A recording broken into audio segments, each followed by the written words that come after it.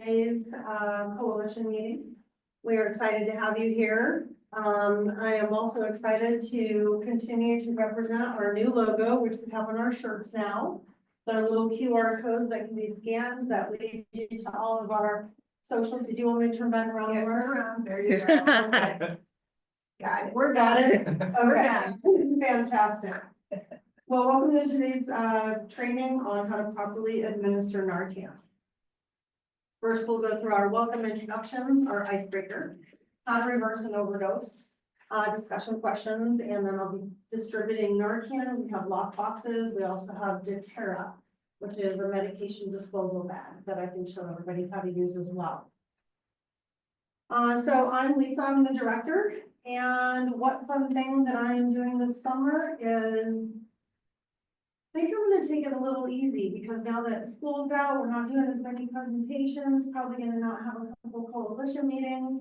So I think I'm gonna take it easy. It's gonna be hot. Take the summer off. That's a good idea. That just We all sounds do fun to me to have a little extra sleep and relax. Hi, everybody. My name is Kelly Gonzalez. I am the youth director. And this summer, I think I'm going into the beach a lot. Gonna enjoy the sun. Yeah. Just, Yeah, that sounds good. yeah, Yeah. definitely. Fun. Flagstaff sounds good. Weather sounds good. All right, everyone. My name's Armani Rodriguez. I do director of media here at Reach. And this summer, well, we actually just took our dogs on vacation. I'm a big dog mom. So it was his birthday. We took him to San Diego to get out of here. But I think we're really not doing much this summer. I'm studying for my LSAT, so that's keeping me busy almost every single day, all day. So that is what we're working on this summer. I have 3. I have a Labrador Retriever, and then we have a German Shepherd pit mix. And then I have a little 4-pound dog that thinks he's the Labrador Retriever. So, yeah, a Maltipoo. So he runs our house. Oh yeah. Yeah, thank you. Syndrome. Good afternoon, everyone. I'm Anthony Bata. I work with the Barbell Saves Project. And this summer, I think I'm a huge movie lover and goer. So I think I'm gonna definitely go to the movies as much as I can. So stay out of the heat and just enjoy turning my brain off for a couple of hours each time I go and, just take it easy. Fantastic. Love it. What is your program? The Barbell Saves Project, so we're just right down on the I-17 in Cactus, and we work with individuals who are in recovery from substance abuse and alcohol, and we provide free classes for those identifying in recovery. So yeah, it's really cool because we have classes in the morning and in the afternoon. Reach's sister coalition is out from, or works out of that organization as well. So we got a lot of good things going on for the population, the community, and everything in between. Can you come to download? Yeah, going to the underpass there, Yeah. visit all the, we call the roads of the bridge. Yeah, but it's put up, they live in there, and it's just, it's sad, but why don't they, years ago, they used to leave Phoenix to better temperatures. But with all of the, heat related deaths and everything, well, now we've got the respite centers, but it's terrible to be outside in this weather all summer. And good point, and then particularly why I wanted to have this presentation before the summer, so that everybody can kind of arm themselves with what they might, seeing with the dehydration. Yeah. And overdoses. Sad. And on the note, before I forget to say it, I always carry a case of Narcan in my car, and whenever I do go under the underpasses, and I roll down my window, the homeless population are actually very happy to receive Narcan.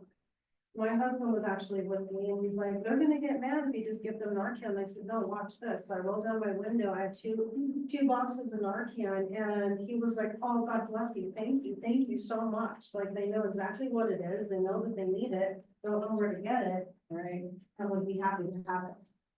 Wow. Yeah. And they don't then ask for money or anything. They're just, thank you so much. God bless you. And You know, how they go. It's a good idea. Afternoon, everyone. I'm Tech Sergeant Nathan Seacrest with the National Guard Counter Task Force, joined in the reduction outreach team. And we work, I work in partnership with fun thing I'm doing this summer. That is, you have a lot of titles now. I'm actually going up camping up north, every month. Oh, nice. Jealous, fun. Oh, it is Memorial Day weekend, isn't it? Yeah. Okay, neat. Yeah. Betty? I am Betty Clark. I am co-chair of Black Mountain Community Alliance. And what am I doing this summer? Hibernating. When it starts reaching those exhausting temperatures, I just hibernate. I may go to the pool in the evenings with my water speaker. Yeah. But I don't think I'm going anywhere. I would love to go to the beach. But Is anybody going? Everybody at home? Yeah. Everybody's going. are you driving? I could. My kids won't let me cross the desert now by myself, Oh. so. I mean, So if anybody's going, hold it. I'm comfortable driving by myself. They just don't think I should. Okay. Safety, it's hot. They're Never know worried if about about their some. mama. Hi, welcome. Oh my god. I text you, I was like, are you coming? Sorry. This is another Black Mountain Community Alliance board member. Okay, This is Katie Park. Laura, Me, what am I, oh, what do I do in the summer? Everything. Laura, you wanna introduce yourself? Oh, Laura Robbins, I'm with Black Mountain Community Alliance, And. and Deer Valley Park Neighborhood Block Watch Organization and the group. Oh, yeah, I forgot that. Yeah, this summer, usually, last couple of years, I hightailed it back to Illinois for a couple of weeks to see my family. This year, though, I'm not, I've got medical stuff I have to do. I gotta do cataract surgery and what else? Just, this and that. And I'm taking care of family members who are being supportive of that this year.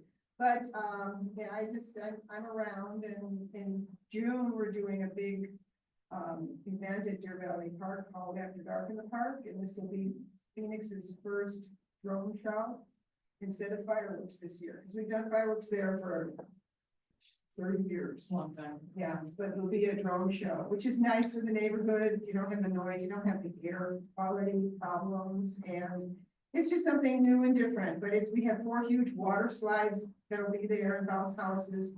Like 25 community members will have booths. There's food trucks, free giveaways, entertainment. There's a live entertainment with Power Drive, and so it'll be a great celebration. It's going to be on June 21st, which is the longest day of the year. That's Sunday. Yes.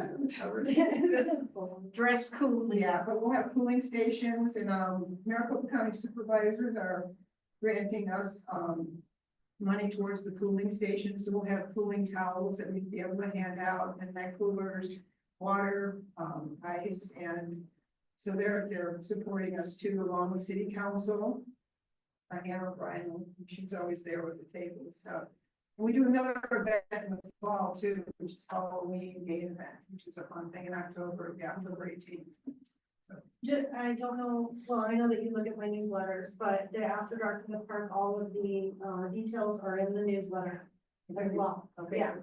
So I advertise it to. You've been there the last couple of years, haven't you? Just last year, it was Just my last- first year. Okay. And I didn't realize how hot it would be and all the stuff I have to lug up the hills and stuff, but now I know, and I got a wagon, and I am so prepared, and I have roller skates, Yeah, and, there's the shade Great. pop-ups are there. oh, and then I did get a really nice You gotta pop-up have tent with shade. the shade and everything else. And fans and. just, Yep.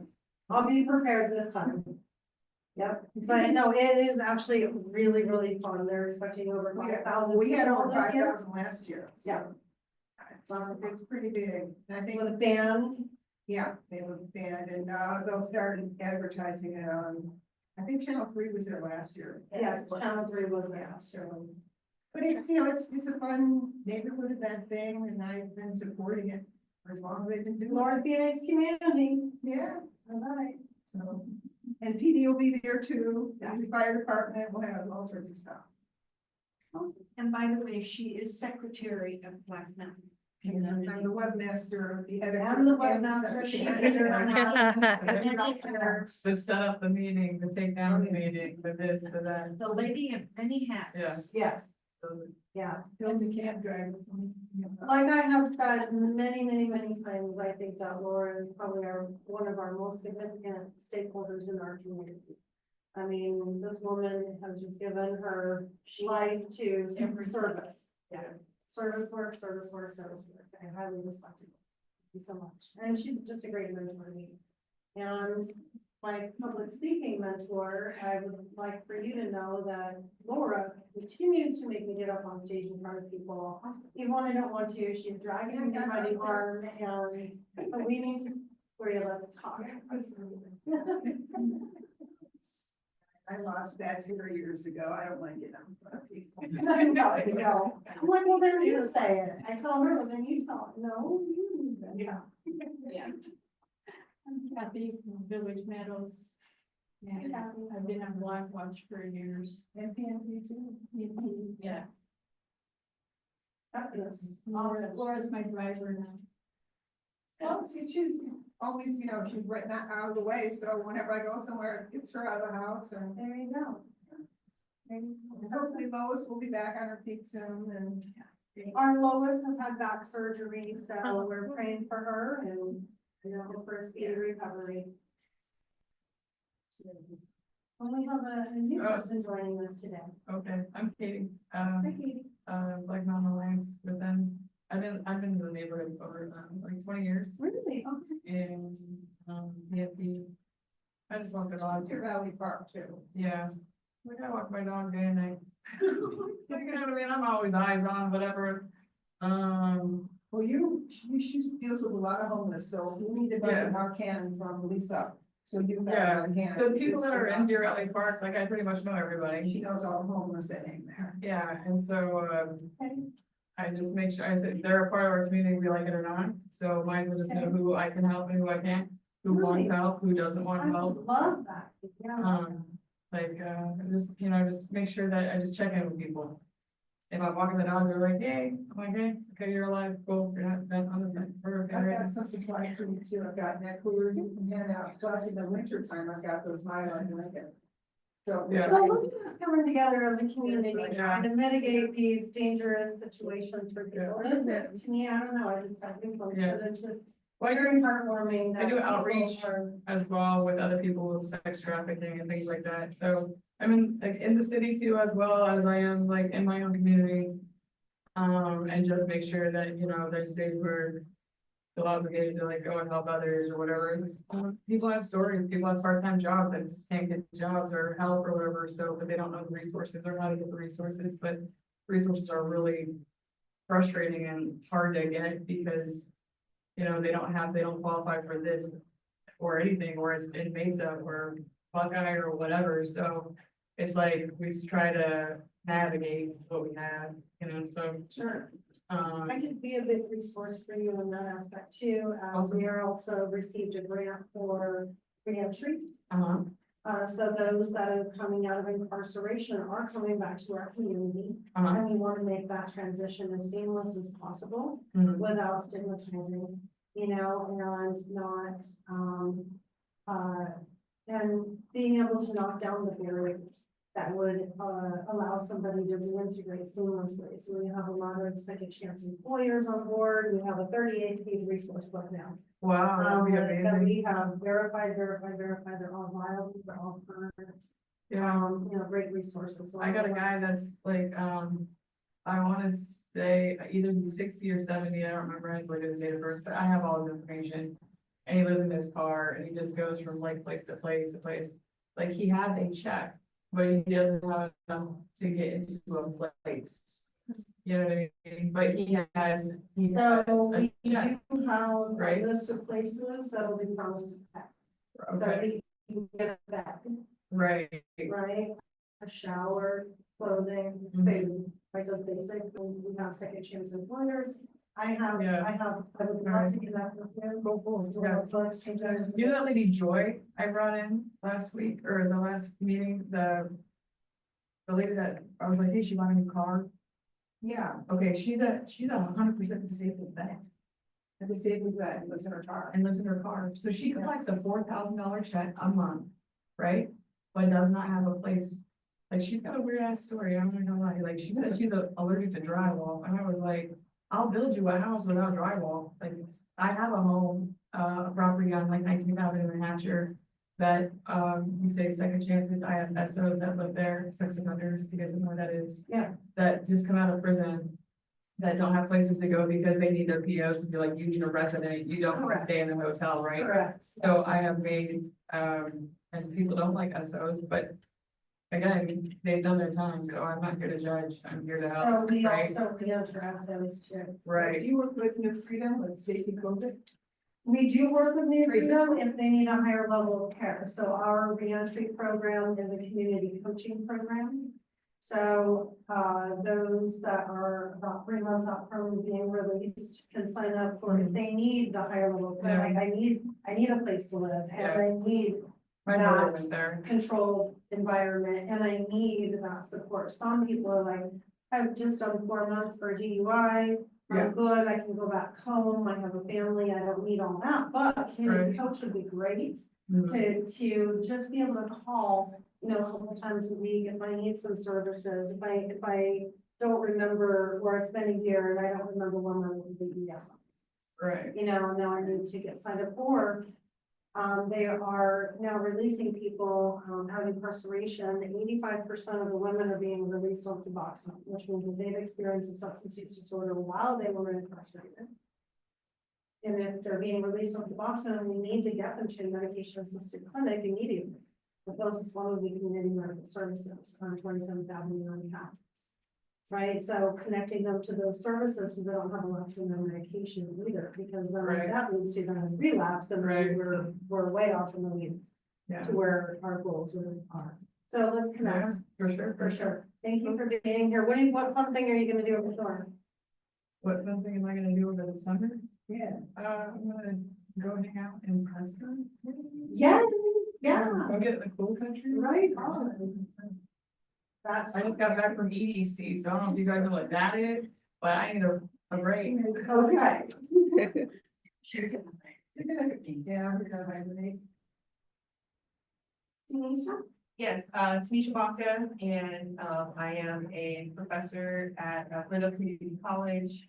I am also a public speaking mentor and coach. And I'm just, I guess I can call myself a coalition supporter, so I'm here to support everyone. That's sweet. She is an amazing assistant. Super, super knowledgeable too. My name is Peggy and I started getting connected with the Black Mountain meetings and Fantastic. I'm from the Moon Hills area and I've never got 40 years. And, one thing I'm doing this summer is going to the hot springs. Hot springs in Colorado. It's high on my list for the summer. Some relaxation. Nice to have you here. Thank you. And then, we have a couple gentlemen online. We do. Sergeant Pena, would you like to go first?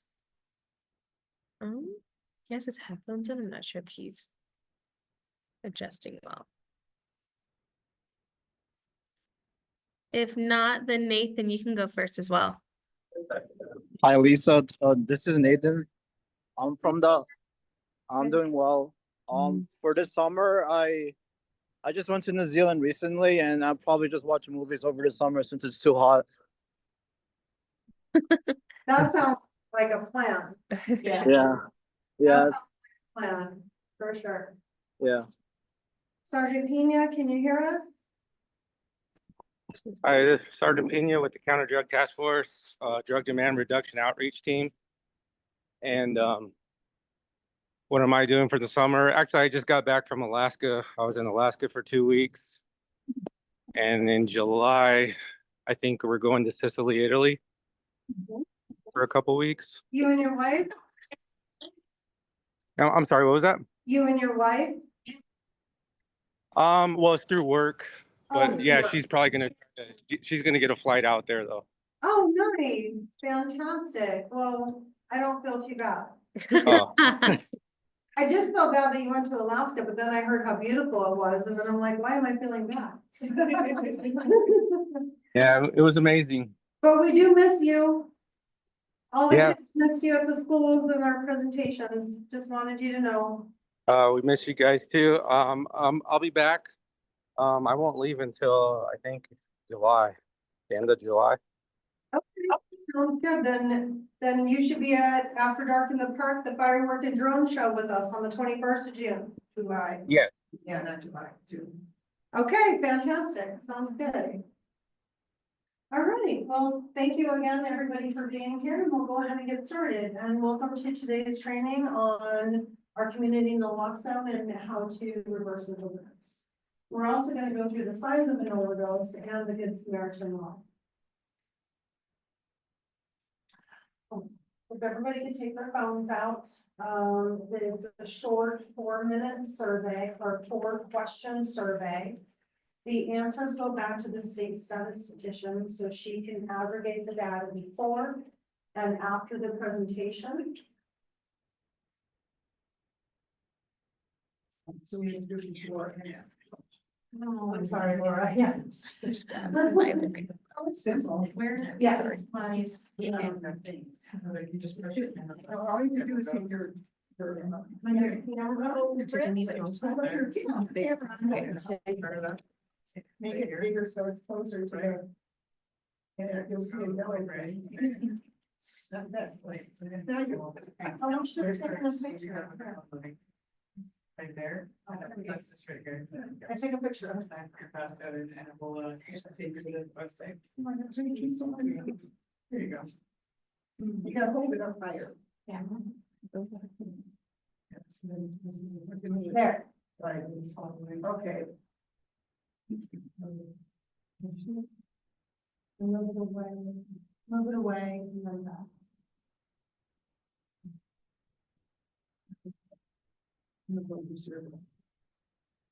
You see how we do that? Yeah. You just, I'll show you afterward. Yeah, it's just. And then there's the survey. You don't have So to go if you to just answer the the QR code anymore, you Just just a hold your couple of camera questions. up digital. so that's why they got rid of. And then at the bottom, it says, who's this person speaking, give them by, and you can just put reach.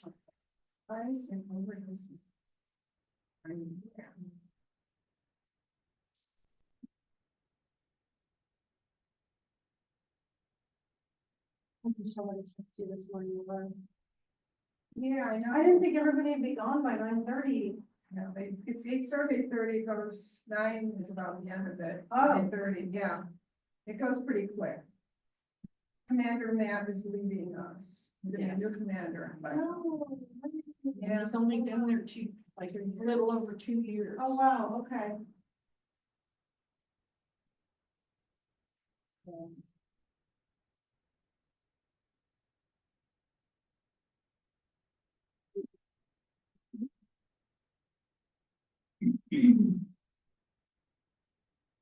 I had my first run-in with Narcan, I think, like 2.5 months ago or something like that. I was at Northern and 35th Avenue. And so we were on a bus doing our outreach, and we usually pizza, soda, water, whatever, you know, clothing, hygiene, yada, yada, yada. And someone behind the bus and in front of like a building of all places, like stuff like a church area, I think. And this guy was like, this guy's having an overdose, he's having an overdose. well, it's Lisa, Like, I'm an EMT, Not the answer. it's like. Reach. just reach. Oh, Already, reach. yeah, just reach. And so anyways, they all had Narcan. I was like, here we go. I was like, I've never used it before, but like, I got him, I brought him back, I had CPR or whatever, and. But, and then they called fire, and fire came and said, oh, yeah, he overdosed yesterday, and I was like, oh, you dirty rat. Oh, it's like, I didn't know that. The next day, You know, I and felt then so, we talk about the disease of addiction. right? Yeah. He's lost the power of choice. oh, for sure. Right, so, Mhm. an old medical director that mentored me, you know, I asked him, do you believe in the choice theory? Or the disease model of addiction? Mm. right? Because there's two theories. The DSM now classifies addiction as a disease. And they classify it into categories mild, moderate, or severe. But Dr. Carlton had said, actually, it's kind of a blend of both. You know, when we're in our addiction, we lose that power of choice, and recovery is the art of getting that back. Right, And I really liked that, because it truly is, because once somebody is sober, they really do have a choice right, at that point in time. right. You know, it might be the hardest choice in the world, but again, that's why we have sponsors and 12-step programs and, you know, inpatients and treatment and, you know, all that, because it's easier to stay sober than to get sober. Yeah, You know, so once somebody does all that work to put in to get sober, let's just do the work it takes to stay sober, because it gets sober again, and then hard. very hard. Yes, ma'am. Has there been any data as far as now that the border seems to be more secure, the less amount of drugs coming over? Has there been any change in whatsoever? I would like to defer that to Sergeant Seacrest with the DEA. So we did talk about that a little bit. They are seeing, a drop in fuel features. Which is fentanyl. The fentanyl, yeah, this was mostly about fentanyl. There has been an uptick in that powdered form of fentanyl. Amen. But they're also seeing that in cocaine. So That is kind of going up again. That is the close second. Not just free. Smaller, they have seen a significant drop. Okay, good. But it could be.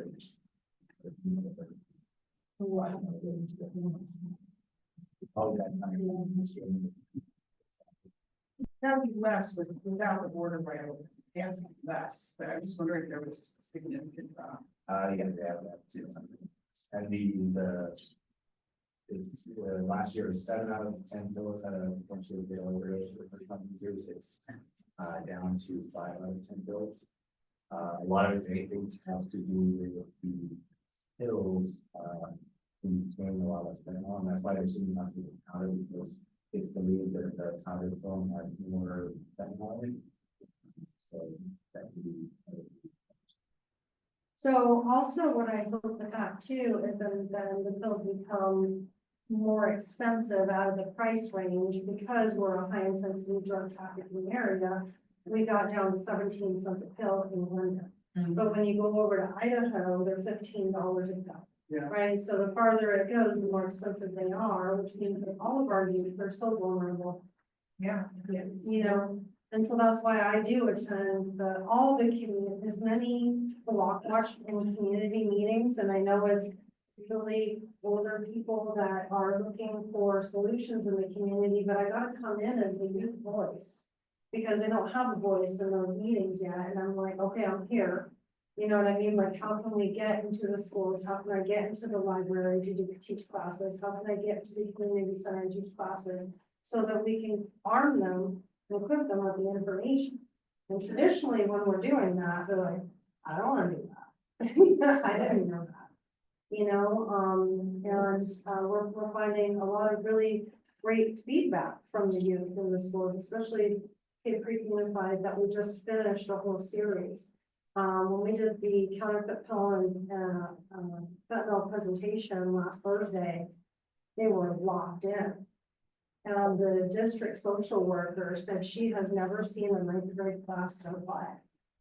But they were really locked in. And What just- grade did you present to? Ninth. Ninth grade freshman. Yes, yes. Okay. So I can give everybody, one of my flyers today. We do have a variety of presenters as well. So you can choose your presenter. It's on the state grant. They're all free of charge. We'll go anywhere at any time. And even if it's, 2 kids, I'll be there. You know, I have, foster group homes that meet me at the community center, and sometimes there's only 4 kids. I'll be there at 6 o'clock at night with pizza to talk to those 4 kids. Because everybody matters. You know? So would you come into a senior bubble home park where Done a it. lot of people Been there. have grandkids? Absolutely. Okay. That is, That's good. that is one of, the communities I've gotten the best response from. Seniors? Yes, we've also done, a presentation at a senior center. 92 boxes in our can went out at that presentation. Yeah. because grandkids, right? Yes. And then they can pass on the information, because again, the Arizona Youth Survey shows that 50% of the youth reported in North Phoenix that they have not had a conversation with their parents about drugs and alcohol. And I think it's because of the drug landscape today, as I'm sure Sergeant Seacrest and Sergeant Pena can, it's, where do you start with the conversation? And 28% of those youth reported that there's no danger in using fentanyl. But again, they're uninformed. Right, so when we did this presentation to the ninth graders, they were like, oh my gosh, wow, and I then, when I had my QR code up at the end, I had at least a dozen ninth graders contact me through one of my pages that they needed Narcan. Wow. They're 14. Well, just like with vaping, there are things that's on that too, they don't realize. The popcorn, yeah, good. the health is- We think, oh, it's, Betty, Sergeant Seacrest. Go to him first. I got a question and it's. Yes, ma'am, it'll come back. Yes, They it always, will. they fly around and they. Just go into that misinformation, we did a presentation about fentanyl at, same video, north, Yeah. Happy Valley. There was a student that they believed was dealing there, but, one of the things that he said is that you put a pill on a glass tabletop and shine a flashlight through it, and be able to tell if there's fentanyl on it, which is completely false. So, but there were students around him that were agreeing with us, with this information about. You touch it, you can die. You know what yeah, I you mean? can touch it, you know, they'll kill you. Like, Yeah. in the insurance industry, I'm a public adjuster, and if there's not, it's been not found in a vehicle, it's a total loss, like, we don't wanna touch it. Yeah. So. Do you remember your question? Yes, I did. I didn't direct it toward him, but he's responsive. Ask me anything. Yes, I remembered my question. I knew It's you not a would. question, it's a statement. Yes, ma'am. With my two sons, we hit them very, very young because my ex-husband's father was an alcoholic. Both my parents were alcoholics, and my ex-husband had done drugs. So we basically just said, if you're gonna try this, we're gonna be able to catch it because we know what we're looking for. So And knowing I, that predisposition is really helpful too. and I made sure it was drilled into them that you don't do this stuff at all. Nice, So nice job. they knew. Yeah. They knew, Yeah, it's interesting. but we that they- didn't have fentanyl back then.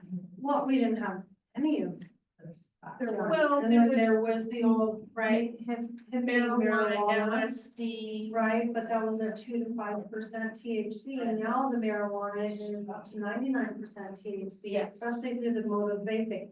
Yes, Okay, so causing that psychosis, yes. especially in the developing brain, up until 25, and now they're finding that boys are developing their brains up until 27, 28. That sure makes sense. Right? For That those was a rough fentanyl time. pills, we are taught or likened to a chocolate chip cookie when you're making a big batch of chocolate chip cookie dough. Right, and they're mixing up the fentanyl pills and powder in these big vats. Yeah. And somebody's on the mixer or whatever, and then they put them into the pill press, so you don't really know, just like a chocolate chip cookie, can you be guaranteed you got 5 chocolate chips in your cookie, and that they're evenly dispersed. So even if you were to break that cookie in half, did you get the 5 chocolate chips and she got none, or did you get 2.5, or Yes, 2.5? You never know. So Well, that's why they say Kind of there's like a the no old fentanyl. marijuana brownies. Yeah, like edibles. Edible, Right, you can- yeah. But even those probably are even more regulated in The quality control, yeah. quality control. It's one of the stories I tell with the students is that, this was a year or two ago, they did a bust on a flow crash in China, it was. But they found a note card with, what mixed into this batch, but it was a handful of them. It's the amount of powder that they put in to make it. A handful. A handful, yeah, so you talk about quality control, like whoever needs to have a badge that day is. Bring them to the same side. Oh, man. Wow, right, exactly. There was a question about, I forgot what the question was about, oh, the decrease coming along the border. I just recently read an article on this and that they just made a recent crazy bus. The towns were in New Jersey, I think, and the drugs were in New Mexico, Utah, and Arizona, and OxyContin was fentanyl. And it's labeled as OxyContin. Right. So, yeah. And that's how this all started. Right, and this is why, there are so many opioid settlement dollars out there from the Sackler family, the Purdue Pharma, because of OxyContin was, marketed as non-addictive, which. Yeah, now we know. Overprescribed. So. Naloxone is used to treat overdoses in an emergency. Narcan is the nasal spray form of naloxone, that's sprayed into the nose. Naloxone is available over the counter at every pharmacy now. And, if somebody receives a prescription with the red top, which are opioids, the pharmacist usually gives out a free bag of Narcan, or a free box of Narcan as well. And if anybody were to look at the Safeway pharmacy bags, we have our Sackler toolkit on the bag as well. With the 2 pills that I have on the back there, which I have for everybody, and we'll go with that.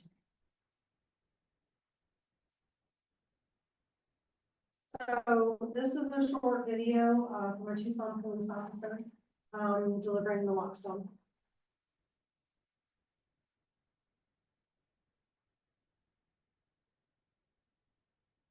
If you want to forward it about 30 seconds, then that'd be good. There's no sound, or even into 45 seconds, that's fine. So he's driving up to a scene, he's going into a house. Giving Narcan. Hello? Is he in here? How many pills did he take? I don't know. Was it oxycodone though, for sure? You guys know if he uses any type of heroin? Here, let me, go ahead and sit over here for me, okay? For sure it was, that's oxycodone. That was the bottle.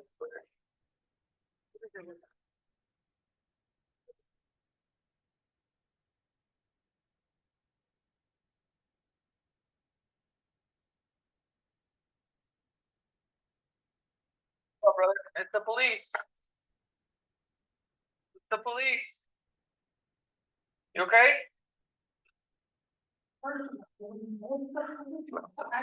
might wake you up. Wait, yeah. Police, don't freak out for me, okay? I just administered Narcan, and he's conscious again. Meds is en route, correct? That's the biggest thing for this love. Like people. 10-4. We don't. You alright, man? People want to touch people. What's your name? But it's like, again, it's that one flick that you touch somebody. Huh? Like. I did see. Paul Hernandez? You know where you are? No? Why'd you take the pills? Yeah. Were you trying to hurt yourself? Yeah? What's going on, brother?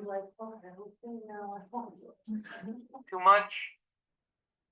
Oh, we're here now, man. I know I'm a cop. You're not in any trouble or anything like that. We gotta take you to the hospital though, okay? You guys are mom and. Okay. No knives on you or anything like that, right, man? No needles or anything? Okay. Medics are on the way, okay?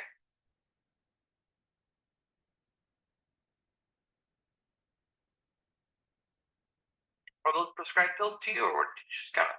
Okay. What do you in pain for that they prescribe?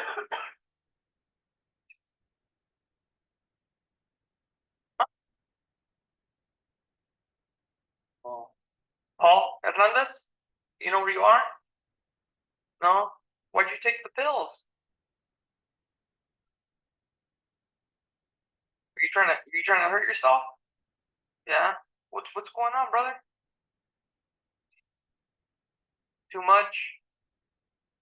Oh, we're here now, man. I know I'm a cop. You're not in any trouble or anything like that. We gotta take you to the hospital though, okay? You guys are mom. No, I think he's just reaffirmed. No knives on you or anything like that, right, man? No needles or anything? Okay. Medics are on the way, okay?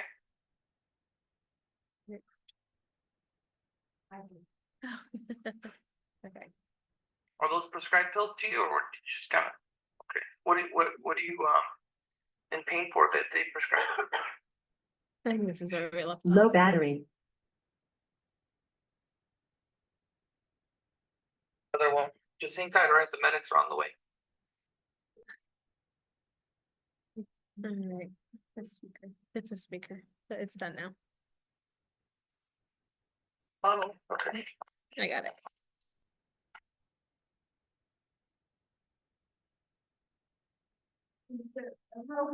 Is there ever an instance where they don't come to on the first one and you have to do a Yes, second? and we're gonna, that's Okay. in the presentation, All right. yes, for sure. So you might have heard some snoring in the video, and here's some other signs and symptoms to look for. So not responding, doesn't move, can't be woken, and that is no matter what, right? And so, I do have a story that I'd like to share with you, after the presentation's over. Slow or no breathing, a breath every 5 seconds is normal. Making sounds, choking, gurgling sounds, snoring sounds that just hard to get oxygen to the respiratory system, right? Because opioids depress the respiratory system. Blue lips and nails, cold or clammy skin, and tiny pupils. This is the number one symptom that you can look for with specifically an opioid overdose. Every other drug dilates the blood of the pupils, except for opioids, makes them pinpoints. So you can always be able to open somebody's eye and see if they're pinpoint pupils also before somebody is actually unconscious. As you're talking to them, whether it was the youth that we also, talk to the 9th graders, if you're at a party and all of a sudden somebody's pupils look like, whoa, super small, you might wanna warn that person, your pupils are super small, be careful what you're doing or whatnot, but this is a telltale sign that it's opioids and numbness. Did you have a form on that too? Did I see a form on the signs? Yes, Okay. yes, I'll I have to do. grab I definitely have, yes, I want all the signs. So if someone is overdosing, obviously call 911 immediately. Check for responsiveness. Ways to check for responsiveness is to shake their shoulders or perform a sternum rub right here. Right, so if anybody's CPR certified, sternum is right between the breast, right in the middle of the breastbone. And performing that really hard sternum rub, if they're in an overdose, it's not gonna wake them up. Administering naloxone if available. Even if it's suspected that it's an overdose, it might be a heart attack, it might be a stroke, it might be something else. Naloxone will not hurt anybody, not even a baby or an animal, at all. So, so there was, an instance that at an Airbnb, and a baby was in a crib and had passed away because the people that were there before had partied with fentanyl. Right, but if somebody had Narcan, they could administer it to the baby would be alive. If the baby didn't have fentanyl in its system, the baby would still be alive. So Narcan is completely benign to anybody that doesn't have opioids in their system. And if they do, worst case scenario, best case scenario is that they're going to be alive. They're going to wake up. Are they breathing? If not, begin CPR. Again, we always caution only if you're trained in CPR. Place that person in the recovery position. Once they start breathing again, we're going to go through that next. And then if possible, stay with the person until emergency happens. And it's just within a couple of minutes. So hopefully that's possible because that person, the naloxone wears off in a certain amount of time, depending on the amount of opioids in the system, and that person's opioids in their bloodstream can reattach to their receptor sites and they can slip back into their livers. So look if their chest is rising and falling, listen for those breathing sounds, feel for a pulse.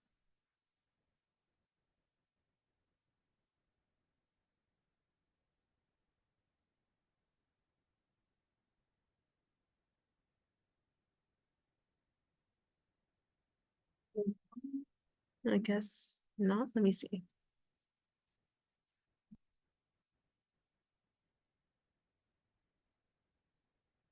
Oh. Did it die? The speaker. Yeah, I'll just put it on the TV.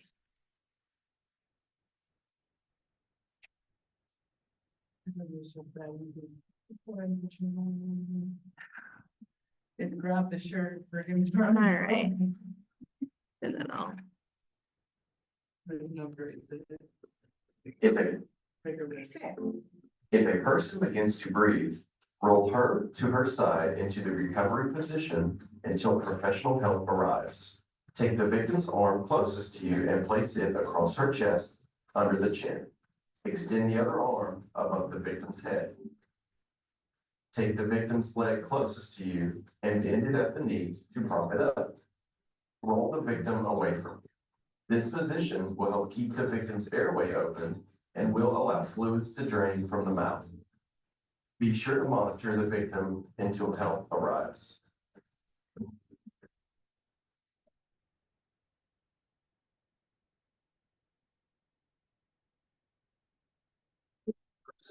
I gotcha. Thank you. Yeah. I'm not sure why when I press the clicker when we're on a video, it replays the video. Yeah, I think you have to then just go back to, yep. Roll her Yep. to her side. There we go. Okay, so how to use naloxone? The actions of administering the Narcan itself is pretty easy. We're gonna remove the Narcan nasal spray, and I'd like to pass these out so everybody can.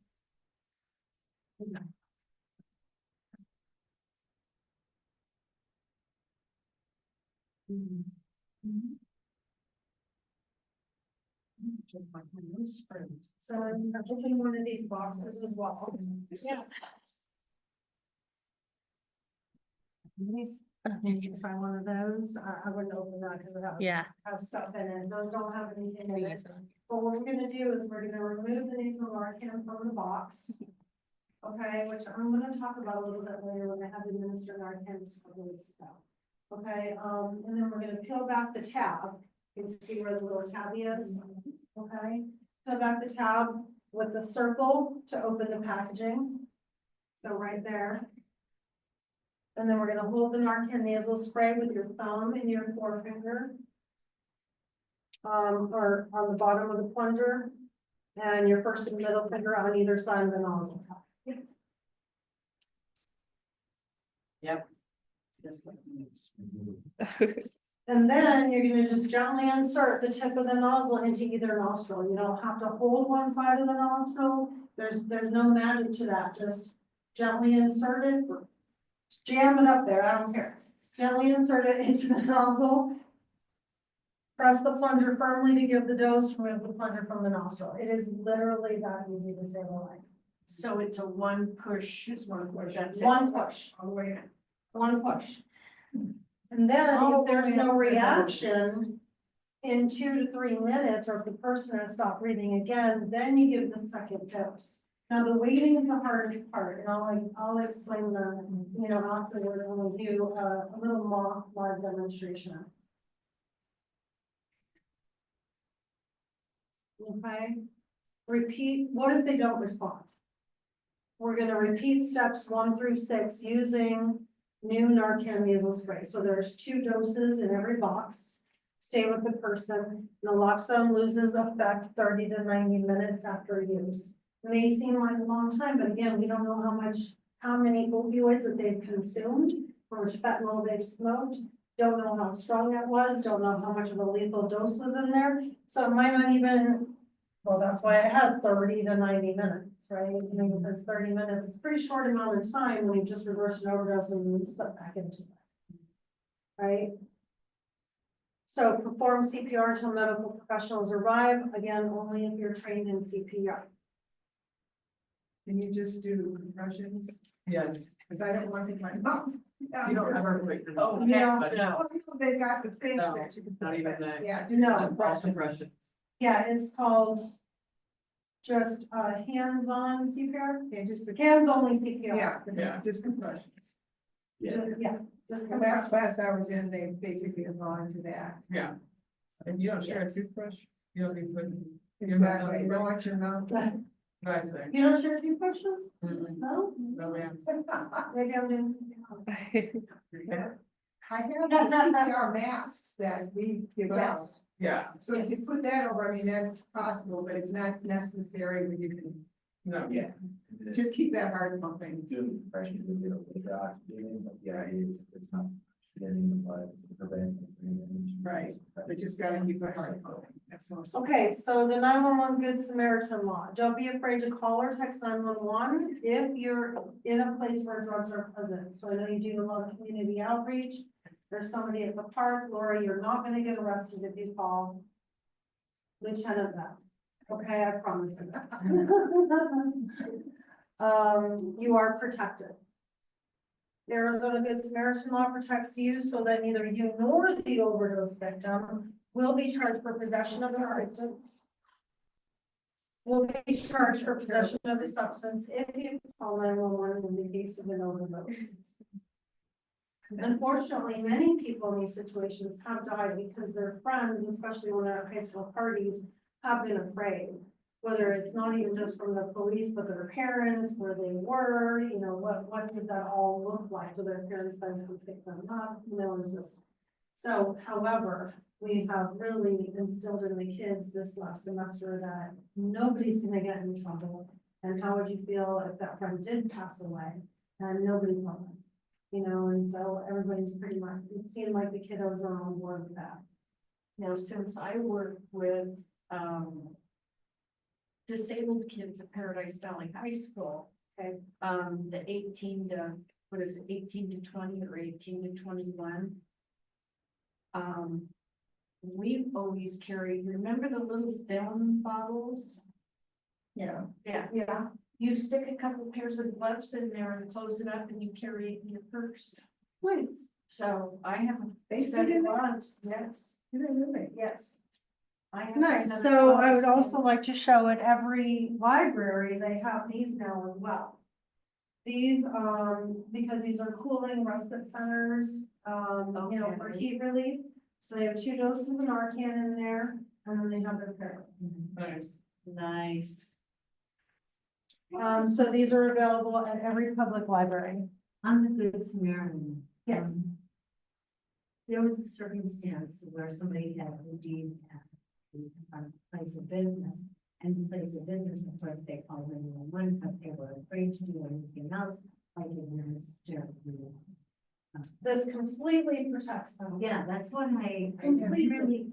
This was a bill that took a long time to pass because people were not calling the police because everybody was being charged at the scene. Or many people were being charged at the scene, or I really don't know. Yeah, the they're like, specifics, oh, to we be don't need honest. to do it, and I'm like, But no, to save a life now is a non-chargeable offense, right?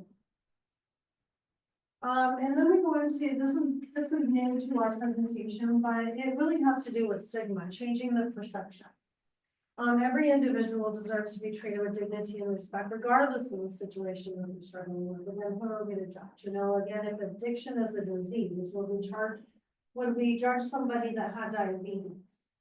You know, or, you know, any other sort of, diagnoses, you know, that they were struggling with.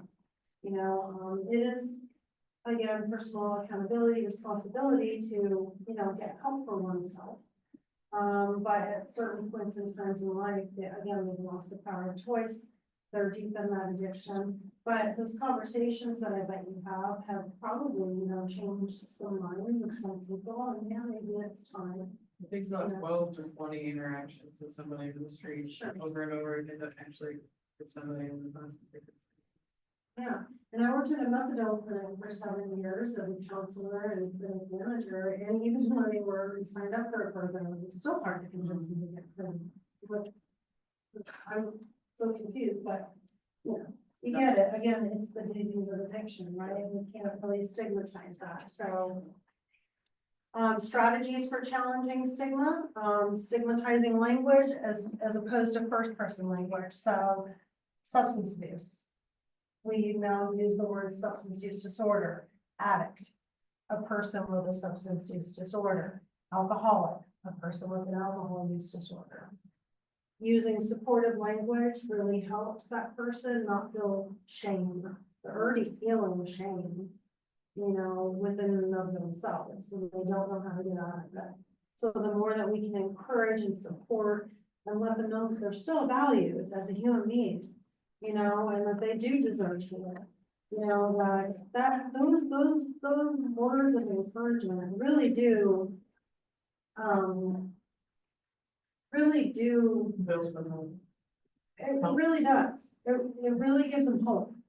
That's kind of what I wanted to say. It's like, really? I can Worthy. make this, I can do this, I am worthy, like, yeah, you know. Recognizing our own personal biases is really helpful, that's really helped me, overcome. And then continued education and personal development. Just on the subject at hand. So for more information, you can visit naloxoneaz.com or looking for help to find treatment. Opioid OD, Talk Now AZ, and then the newmeth.com, because methamphetamine overdoses are on the rise as well in the summertime. Because methamphetamine itself raises all of the organs and the core body temperature by 1 to 2, sometimes 3 degrees. So back in the day when they said this is your brain on drugs, and there were eggs. Oh, yes. Right, so it does fry the organs of the body, so our bodies are not supposed to be at 2 to 3 degrees higher in the temperature that they are, and that's what methamphetamine does, and then exposed to heat, then can lead to severe dehydration and death. Post survey. And that was quick.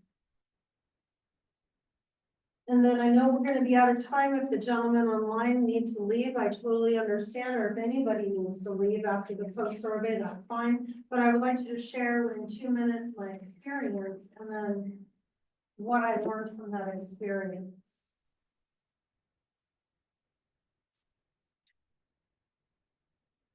I have 2 little things to add.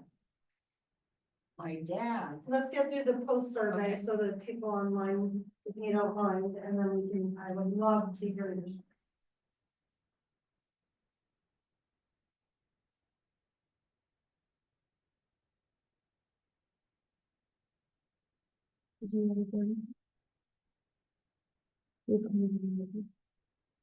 Even if you're walking around Probably should take it because down the street is the VA. even if you're out walking your dog Mm-hmm. and they're smelling, Oh, they do all the time. right?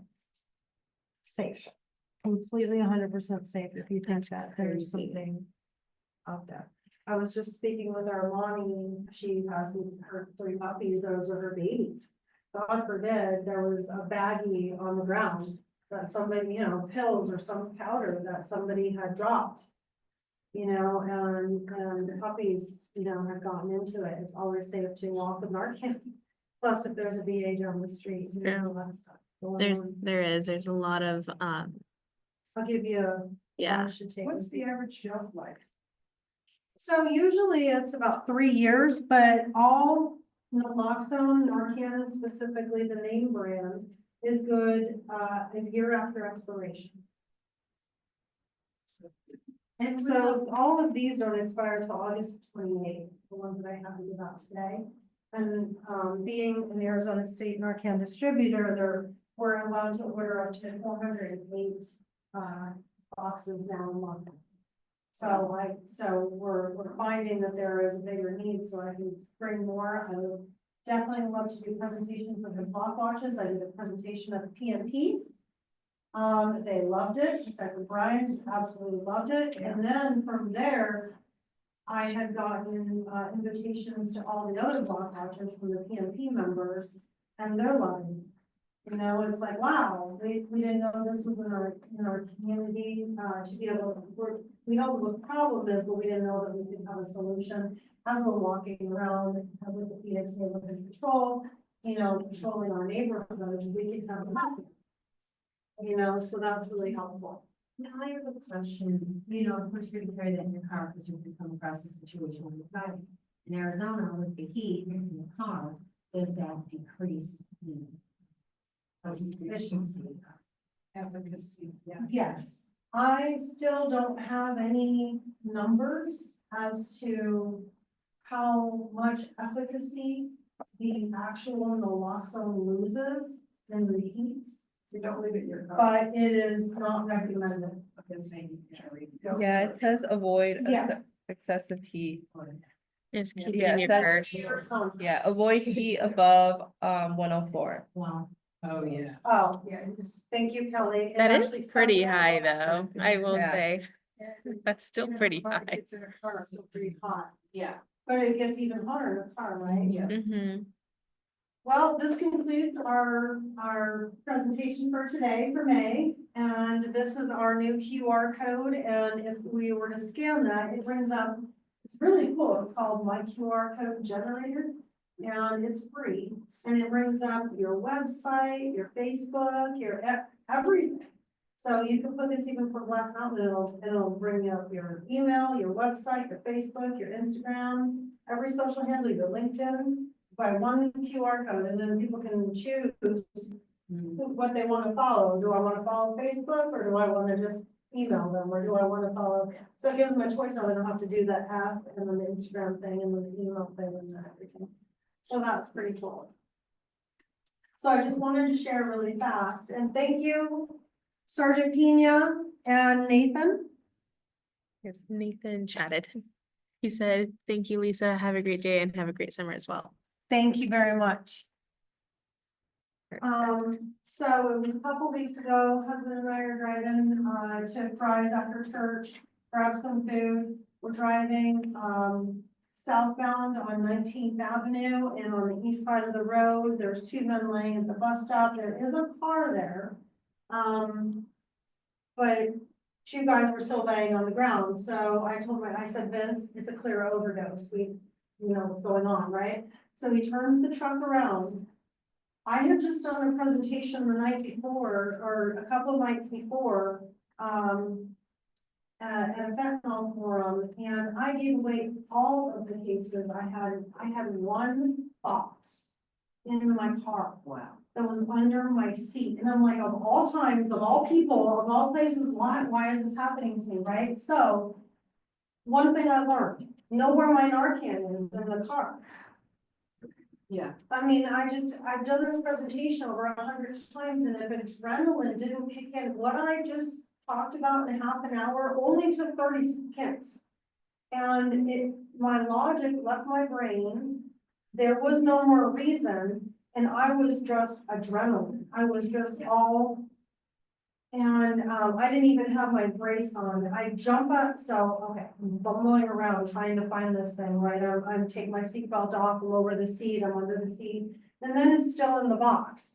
Then I'm grabbing the box, and I open the door, and I'm running out, I don't have my brace on, right, but the adrenaline's looking, but I can't open the box, you guys, I mean, this is like, so I'm trying to open the box, and it's an easy box to open, I don't know what was going on, right? So I can't open the box, then I get this thing out, and then I can't open this thing.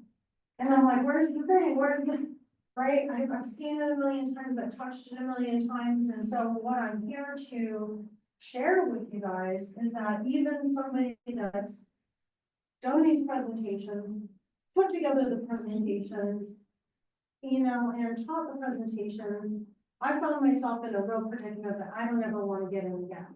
So I will have these out of the box next time, and I will have them always in the same place. So I know where they are regardless, even if I give my last box out, it's going right back in my car outside of the box, or and if I guess in my purse. You know, as ladies, guys, I'm not sure like how to, how the guys carry them around is a lot harder. But I will always have these in my purse now. But it happens in that amount of time, so, so I'm running over to the two men. And I have two ladies that are here and I'm like, do you guys need Narcan? And, they do start screaming, praise Jesus, she's got Narcan, praise Jesus. And, one of them, you can clearly hear him saying, well, not clearly, but he's saying him, over there, and so one larger guy's on his back. I didn't do the Narcan before I did the recovery position. Because he was completely unresponsive, no matter how much I was shaking him, and I'm like, wake up. So I literally started cursing at him because I don't know, I'm just in this thing at this time, and I'm like, you're dying, dude, wake up, like, and so I'm shaking him. So I take him by the belt loops and the shirt, and I flip him on his side, and then I give him the knife. Because I didn't want him to You're going to regurgitate that. vomit in his own throat, and then I'm like, okay, I got another problem on my hands, and I don't know what to do with that. Yeah. So I actually did put him in the recovery position first, and I flipped him over. I didn't gently place his arm like this, right, and then place his hand like this. It doesn't really look that way in real life. It's really not. It's like grab the guy and flip him on the side, on his side, right, and then put that. The hardest part was to wait. You're gonna wanna feel compelled, at least I did,